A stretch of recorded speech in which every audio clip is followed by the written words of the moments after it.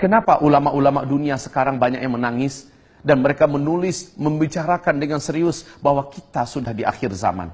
Mari kita lihat pada fakta yang lain. Kaum muslimin, Nabi mengatakan, umat beriman di bumi ini hanya ada 5 fase. Fase pertama adalah fase kenabian, aku yang memimpin mereka. Fase ini berakhir dengan wafatnya Nabi Muhammad.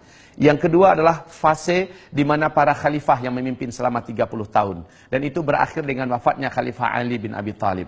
Fase yang ketiga, khalifah-khalifah yang menggunakan sistem kerajaan. Di dalamnya ada 3 dinasti. Dinasti Bani Amawiyyah, dinasti Bani Abbasiyah, dan dinasti Bani Utsmani. Dinasti ini telah berakhir pada tanggal 3 Maret 1924. Runtuhnya Khilafah Islamiyah Al-Utsmani di Turki. Akhir fase ketiga. Kita masuk fase keempat, yaitu fase umat Islam tidak dipimpin oleh seorang khalifah pun. Tidak ada kekhalifahan di muka bumi. Inilah fase kita sekarang. Pada fase ini Nabi mengatakan Islam jadi pecundang.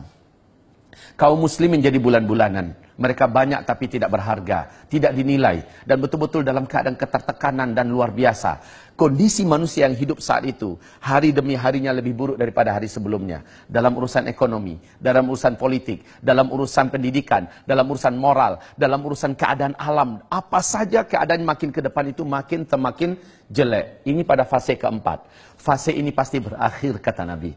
Yaitu dunia akan kembali dipimpin oleh khilafah Islamiyah. Dan CIA, Intelijen Amerika Serikat, di New York Times telah menyatakan dan merilis pernyataan resmi. Menurut angka-angka hitungan mereka, dunia masa depan akan kembali dipimpin oleh khilafah Islamiyah di tahun 2020. Menurut KGB Rusia, masih di New York Times, puncak-puncak khilafah Islamiyah di masa depan itu adalah tahun 2025. Artinya fase kelima sudah sangat dekat. Dan kaum muslimin, kelima fase ini akan ditutup dengan ditutupnya fase khilafah Islamiyah memimpin dunia. Tapi kata Rasul, tidak lama.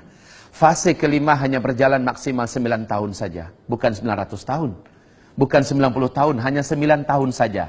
Fase ini dipaksa ditutup oleh Allah dengan cara seluruh orang Islam dan orang yang beriman kepada Allah di muka bumi serentak meninggal dunia.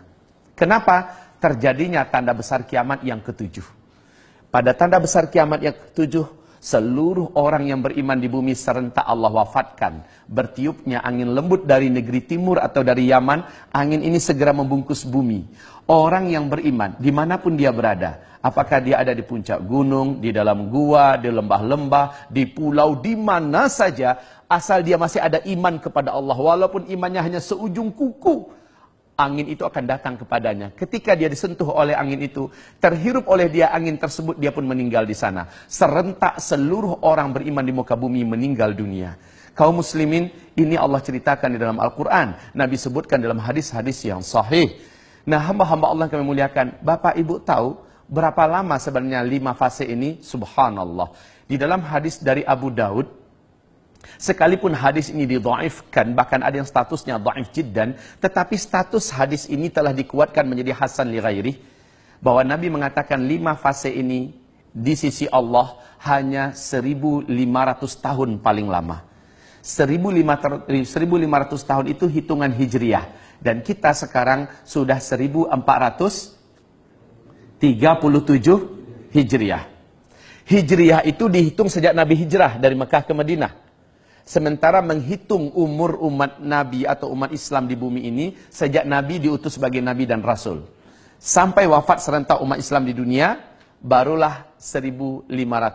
Kalau sekarang 1437, 13 tahun belum terhitung di Mekahnya Nabi, ditambahkan ke 1437. Berarti sekarang sudah 1450 kita orang Islam di bumi ini hidup. Maknanya di hadapan kita, wahai hamba-hamba Allah yang kami muliakan, di hadapan kita untuk orang Islam hanya tersisa paling lama 50 tahun lagi. Lalu kita semua akan Allah wafatkan serentak. Siap nggak siap kita, terima nggak terima kita, Allah telah menetapkan sebagai penguasa absolut di langit dan di bumi. Bapak mungkin tercengang mendengarkan ini. Bapak mungkin kaget mendengarkan ini. Tetapi sungguh demi Allah, risalah yang saya sampaikan ini telah sampai ke Arab Saudi, telah sampai ke Amerika. Insya Allah dengan izin Allah di New York, tak lama lagi saya akan diundang menyampaikan materi ini. Di Australia saya telah menyampaikan materi ini. Kita sudah sangat dekat dengan akhir zaman. Hamba-hamba Allah yang kami muliakan. Yang paling mengejutkan adalah Nabi menyebutkan ada 10 tanda besar kiamat. 10 tanda besar kiamat ini tidak akan terjadi kiamat sampai yang 10 ini muncul seluruhnya.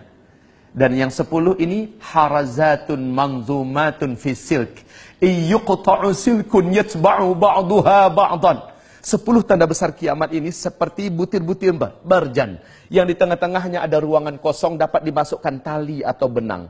Jadi antar satu dengan yang lain itu terhubung gara-gara adanya tali yang menghubungkan. Di bagian bawahnya disimpul. Sehingga tertahan untuk keluar. Iyuqta'u silkun. Ketika simpul bawah itu dipotong, diputus, meluncurlah butiran yang pertama. Apa yang terjadi dengan butiran kedua? Langsung menyusul dengan cepat. Butiran ketiga menyusul juga lebih cepat. Pap, pap, pap, pap, pap, pap, seluruhnya keluar.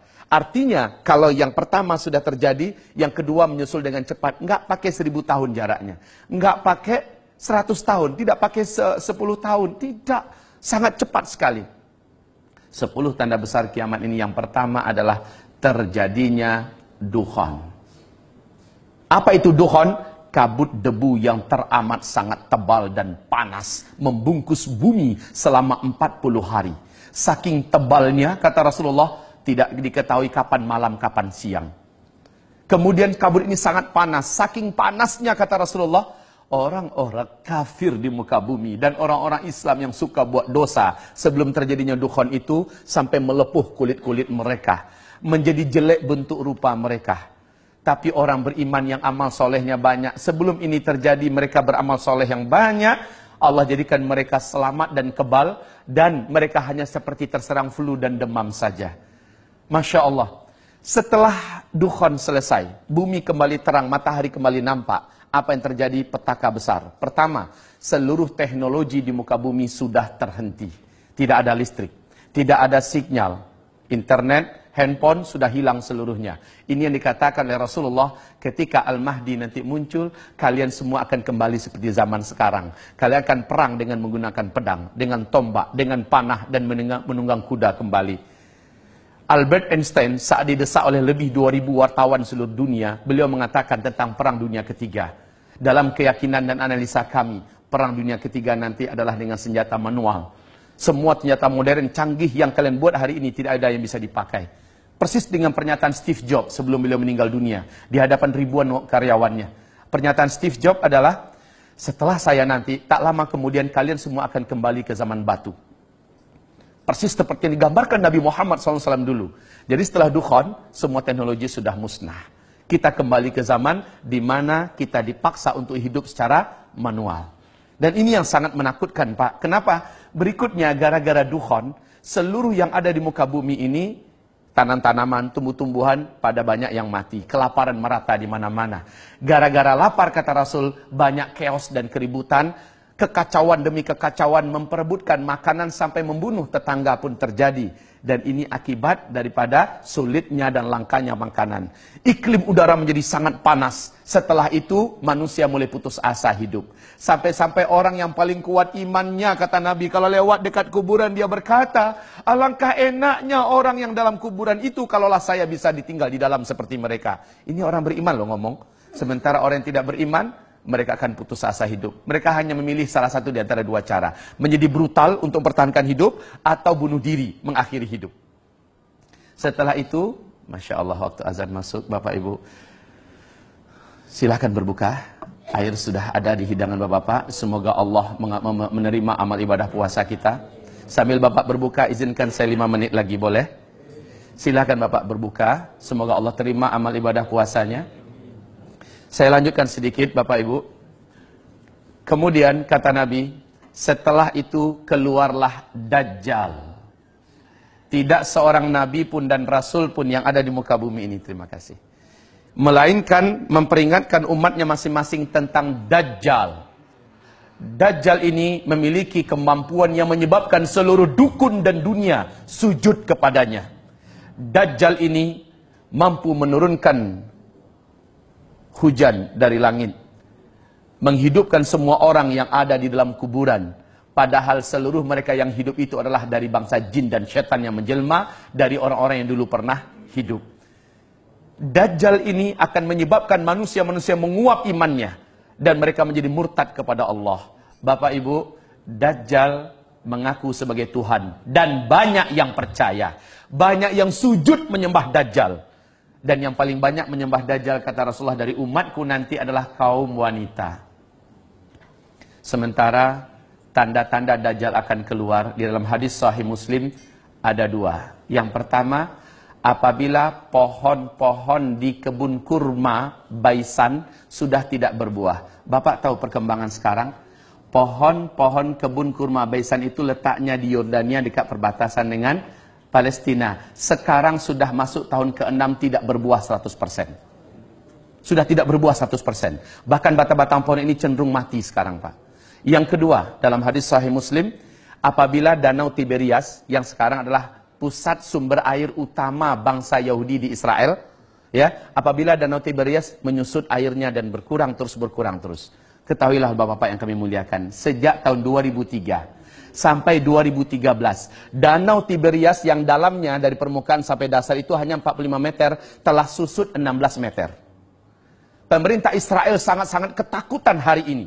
Sehingga di TV resmi mereka, masih ada di YouTube itu, mereka umumkan ketakutan mereka tidak bisa dibuat-buat. Apalagi akhir 2015, Danau Tiberias, bagian dasar yang paling menonjol dari dasar Danau Tiberias itu sudah nampak kayak pulau-pulau kecil, Pak, di atas permukaan danau. Artinya apa? Semakin susut. Dan ini adalah pertanda besar Dajjal akan keluar. Tidak ada satupun manusia di muka bumi yang sanggup mempertahankan imannya jika ia berjumpa dengan Dajjal. Rasulullah bersabda, tidak ada satu kota pun di muka bumi ini melainkan Dajjal akan masuk ke dalamnya. Hanya Mekah dan Madinah yang Dajjal tak mampu masuk. Baik fisiknya ataupun kesaktian kemampuannya tidak bisa menembus Mekah, Madinah. Kita yang ada di Jakarta, kita yang ada di Indonesia, tidak lama lagi akan menyaksikan banyak para ulama yang menangis dan berkata, hadza zamanu khurujid Dajjal. Inilah zaman di mana Dajjal itu akan keluar. Inilah zaman di mana Dajjal itu akan keluar. Ya Allah, kalaulah kita tidak jaga diri kita dan iman kita benar-benar, kalaulah tidak jaga keluarga kita, pasti kita akan termasuk orang yang tidak mampu selamat. Pasti kita termasuk orang yang akan menjadi penyembah Dajjal. Na'udzubillah. Saya sampaikan ini kepada Bapak dan Ibu dengan sangat super cepat, Bapak Ibu yang kami muliakan. Saya sampaikan ini bukan untuk membuat Bapak jadi apatis menghadapi hidup ke depan. Tidak. Saya sampaikan ini malah buat semangat hidup. Seperti sahabat-sahabat Nabi ketika diuraikan tentang akhir zaman, mereka mengatakan ini akan terjadi di zaman kami. Lalu dampak yang terjadi apa? Mereka bersemangat memanfaatkan umur yang ada untuk mencari bagaimana timbangan amal mereka menjadi berat di sisi Allah. Mereka bekerja dengan amanah. Mereka betul-betul maksimal menggunakan waktu mereka menjadi manusia-manusia yang paling terbaik. Bila datang panggilan azan, mereka tidak mau lagi menunda waktu untuk melaksanakan sholat. Sujud di hadapan Allah, menangis lama-lama. Mereka maksimal berjuang. Bapak Ibu, Bapak adalah pejuang yang luar biasa. Penyelamat dan pembela negeri. Tetapi Bapak adalah calon-calon mayat. Persis seperti orang-orang terdahulu. Mereka telah berbungkus kain kapan dan telah dilarikan ke dalam tanah, kembali ke asalnya. Lalu apa yang kita punya? Pangkat jabatan kita tidak berguna. Saat itu yang berguna adalah iman yang kita miliki. Amal yang kita sudah buat. Hanya itu. Ini akhir zaman. Tidak pun karena akhir zaman kita juga akan di stop oleh Allah dari kehidupan ini. Dan ini adalah sunnatullah. Wahai hamba Allah, ini Ramadan. Anggaplah ini Ramadan terakhir kita. Boleh jadi kita ke depan sudah ada di alam yang lain, ya kan? Kita tidak tahu rahasia apa yang akan Allah sembunyikan untuk diri kita. Yang pasti masa depan sudah semakin gelap. Tetapi kita masih hidup sekarang. Selagi masih hidup, maksimallah berbuat. Maksimallah berbuat. Jadilah manusia-manusia terbaik yang akhirnya dapat dibanggakan di bumi, dapat dibanggakan di langit, di dunia bahagia, di akhirat di dalam surga. Amin ya rabbal alamin. Mari kita berdoa. Kita harapkan doa ini naik ke langit dan Allah turunkan segala kebaikan untuk kita semua. Astaghfirullahalazim, astaghfirullahalazim, astaghfirullahalazim. Alladzi la ilaha illa huwal hayyul qayyum wa atubu ilaih. Allahumma ighfir lil muslimina wal muslimat wal mu'minina wal mu'minat al ahya'i minhum wal amwat bi rahmatika ya sami'un qaribun mujibud da'awat. Ya Allah, ya Rahman, terimalah amal ibadah puasa kami satu hari ini ya Allah. Dan jadikanlah berbuka kami ini adalah berbuka yang kau berkahi ya Allah. Berilah kami kegembiraan dengan menjadi ahli surga karena kami telah mematuhi agamamu ya Allah. Ampuni dosa-dosa kami di masa lalu yang pernah kami buat, dalam keadaan lupa, dalam keadaan sadar atau tidak sengaja. Kami adalah manusia, bukan malaikat, ya Allah. Dan kami punya nafsu serta digoda syaitan. Pasti banyak dosa maksiat yang sudah kami buat. Ampuni dosa-dosa kami, ya Allah. Bila ternyata kami adalah manusia-manusia yang hidup di akhir zaman, dan kami akan menghadapi huru-hara dan petaka yang besar, sungguh iman kami sangat tipis dan amal kami masih sangat-sangat sedikit. Ya Allah, janganlah Engkau biarkan kami, janganlah Engkau jadikan kami termasuk yang hanyut dalam fitnah akhir zaman. Selamatkan kami semua, ya Allah. Selamatkanlah para panglima-panglima kami yang ada, jenderal-jenderal kami yang ada, petinggi-petinggi militer ini yang ada, ya Allah. Berikanlah mereka hidayah-Mu, kuatkanlah iman di hati mereka, ya Allah. Kuatkanlah iman di hati mereka, ya Allah. Kuatkanlah iman di hati mereka. Jadikanlah mereka mencintai masa depan dan akhirat mereka lebih besar daripada cinta kepada dunia yang ada. Ya Allah, jadikanlah mereka semuanya mencintai Islam dan kaum muslimin melebihi segala-galanya. Jadikanlah mereka sebagai calon-calon penghuni surga-Mu kelak, ya Allah.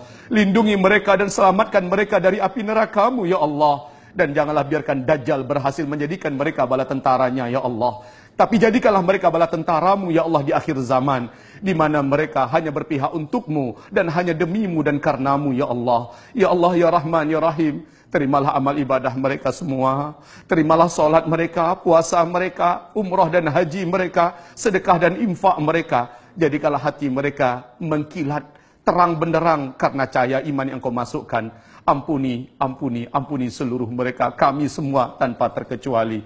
Ya Allah, selamatkanlah keluarga kami seluruhnya dari fitnah dan huru-hara petaka akhir zaman.